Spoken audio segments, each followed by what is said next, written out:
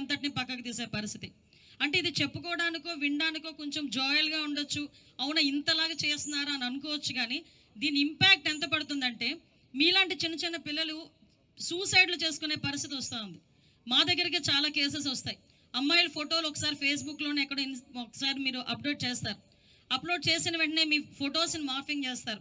మీరు కనుక వాళ్ళకి సంబంధించిన డబ్బులు ఇవ్వకపోయినా, వాళ్ళు మిమ్మల్ని ఏదో అబ్యూస్ చేసినా బయటకు కూడా చెప్పుకోలేక, ఆఖరికి ఇంట్లో వాళ్ళతో చెప్పుకోలేక, ఫ్రెండ్స్తో చెప్పుకోలేక, ఎక్కడ అవమానపడతారో, ఎక్కడ మమ్మల్ని తక్కువగా చూస్తారో అని భయపడి సూసైడ్లు చేసుకునే పరిస్థితి కూడా చాలా కేసెస్ మేము చూసాం.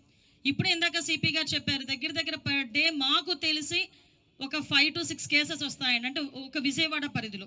అటువంటిది స్టేట్ లెవెల్లో ఎన్ని వస్తాయో ఒకసారి ఆలోచన చేసుకోవాలి.